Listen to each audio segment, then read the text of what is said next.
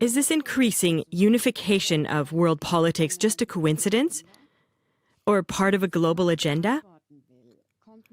Anyone who wants an answer to this question cannot avoid looking into the Council on Foreign Relations. This U.S. think tank just celebrated its 100th anniversary on July 29, 2021 to be precise, and is considered one of the most influential private organizations in the world. Think tanks are associations that develop political ideas and strategies and introduce them into politics. Although the Council's power is indisputed, it is probably absolutely unknown to the average citizen. Let's take a closer look at this organization.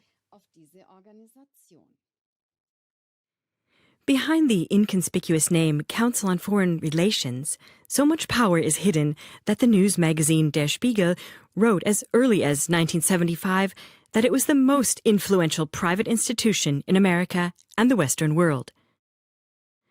Wikipedia writes that the work of this network was decisive for American foreign policy and diplomacy in the 20th century. This is no coincidence. After the end of World War II, it was the Council on Foreign Relations that designed the framework for the United Nations and the Marshall Plan. To this day, members of the Council occupy key positions in the U.S. government. So it is not surprising that Foreign Affairs magazine, which the Council publishes, is considered the strategy magazine of U.S. foreign policy, and has even been called the Bible of foreign policy thinking by the Washington Post. But how does an association of private citizens come to have such a tremendous influence on foreign policy and thus on world politics? This reveals a key factor that catapulted the Council so quickly into the center of power. It was, in a sense, the creation of representatives of high finance, men who possessed money and political influence in abundance. Let's take a closer look at three men who can be considered formative figures of the CFR. Edward Mandell House. House is a good example of the power and spirit uniting the CFR. He was the personal advisor to then U.S. President Woodrow Wilson, and equally important, the decisive force of the RIIA. The Royal Institute of International Affairs, in turn, was an organization founded in 1919 solely to build an Anglo-American world empire.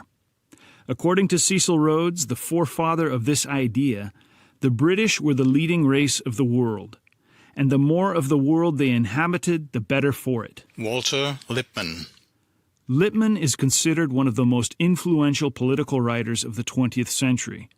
His way of thinking is characteristic of the CFR.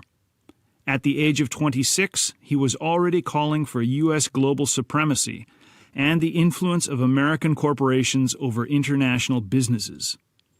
His book, Public Opinion, is now a standard work and shows whose brainchild Lippmann was. Since reality was too complex and the broad masses neither able nor willing to determine the general interest, a specialized group of people should advise the political decision makers. These, in turn, should master the art of persuasion, let's call it manipulation techniques, in order to make the decisions taken appear to the people to be the right ones. In this way, a unified public opinion had to be established, necessary for the cohesion of society. With this elitist theory, Lippmann radically questioned the essence of democracy, namely the right of all citizens to have a say. Moreover, Lippmann was a member of the Fabian Society, a socialist organization that advocated eugenics, i.e., the selection of the good genes of mankind. The offspring of the banking dynasty bearing the same name was a powerful and popular man even before the CFR was founded. It was he who had initiated the establishment of a U.S. central bank in 1903. With the implementation of his idea, the Federal Reserve Bank was born, a central bank owned by private banks that lends money to the U.S. government. The Fed, as it is also called, is in essence an omnipotent organization, which according to critics has always had a tight grip on U.S. politics because the U.S. government, as the Fed's debtor, is dependent on it. Warburg's son and CFR member James Warburg once said the following telling words, quote, "We will have a world government whether we want it or not. The only question is whether world government will be achieved by conquest or by the consent of the people."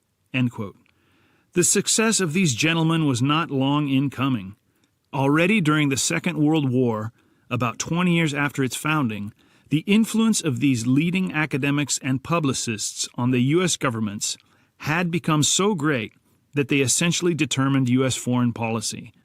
The U.S. war strategy, the principles of the post-war order, and by extension the principles of the UN, the World Bank, and the International Monetary Fund were all the work of the Council. But there was still no satisfaction in adopting U.S. foreign policy, certainly not when the U.S. sphere of influence had expanded to Europe and East Asia with the Allied victory in World War II.